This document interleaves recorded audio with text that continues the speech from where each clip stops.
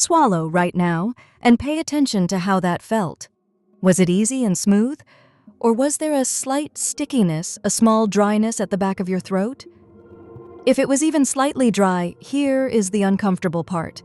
You are already dehydrated, not dangerously, but enough that according to the research, your attention and your memory are measurably worse right now than they were this morning. So this is what happens to your body when you do not drink enough water, and the strange thing is how early it starts. Long before you are gasping in a desert, long before anything dramatic, your body is already quietly downgrading you. Let's count down through it, 1% of water at a time, starting with the switch you have felt 1,000 times without understanding it. Number 6, 1%. The switch you never notice being flipped. Your body is roughly 60% water, and it guards that number obsessively. Lose about 1% of it, and sensors in your brain notice the salt in your blood getting slightly more concentrated. So it flips a switch.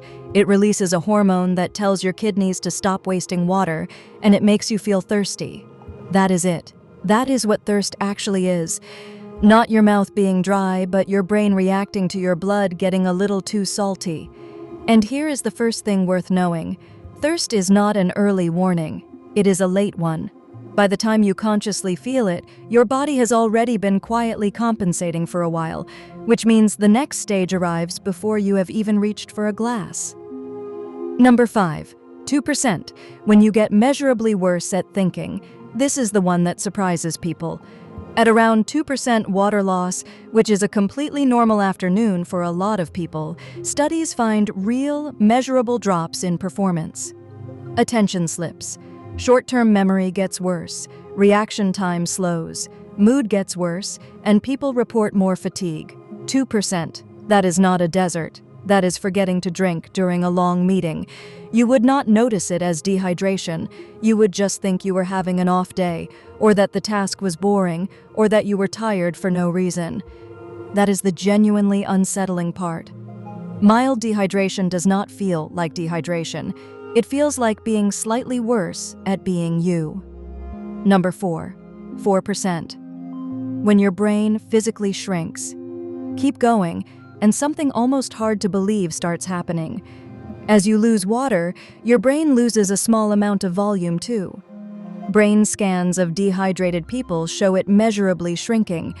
And because your brain sits wrapped in membranes attached to your skull, that tiny shrinkage tugs on them. That pulling is thought to be a big part of why dehydration headaches happen, and why drinking water genuinely fixes them. So when you get that dull ache after a long, hot day, that is not vague. Something inside your head has physically changed shape, which is a strange thing to be casually walking around with. And if your brain is already struggling at 4%, the next stage is where your judgment stops being reliable at all. Number 3, 7%. When you stop making good decisions. At this depth of water loss, you are properly in trouble.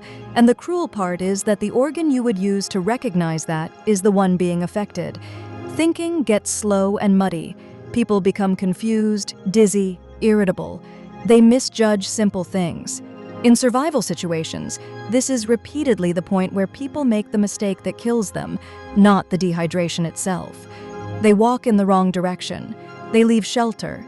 They decide, with total confidence, to do something disastrous.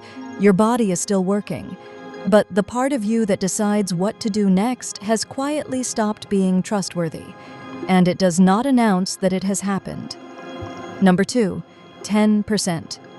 When your body starts choosing what to sacrifice. Now your body does something genuinely ruthless. As water keeps draining, the volume of your blood drops, and blood is not optional.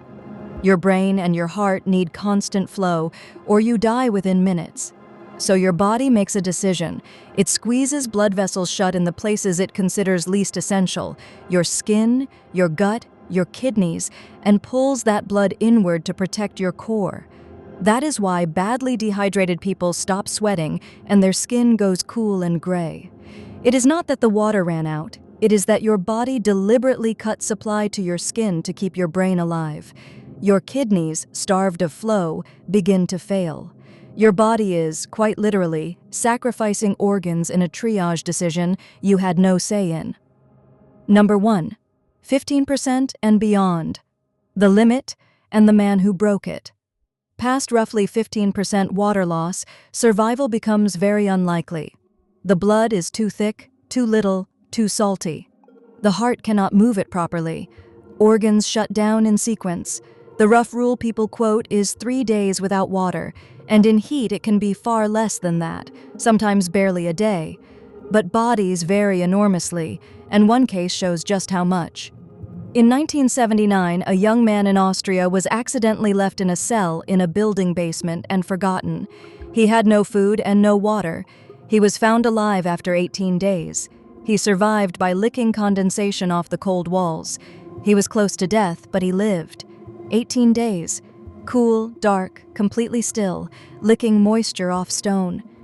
Every one of those conditions mattered. Change any of them, add heat, add movement, add sunlight, and that number collapses to a handful of days. So let's drink back up and look at the whole descent. At 1%, your brain quietly flips a switch and calls it thirst. At 2, you get measurably worse at thinking and never notice. At 4, your brain shrinks enough to ache. At 7, your judgment stops being trustworthy. At 10, your body starts sacrificing organs to protect your blood. And past 15, it runs out of things left to sacrifice. Here is the thought I keep coming back to. We treat water as boring, the thing you have when there is nothing more interesting around. But your body treats it as the one resource it will dismantle itself to protect. So the next time you notice that slight dryness at the back of your throat, the one you were about to ignore, understand what it actually is. That is not a preference. That is your brain, having already run the numbers, quietly telling you it has started rationing. Go and get a glass of water. Genuinely. Right now.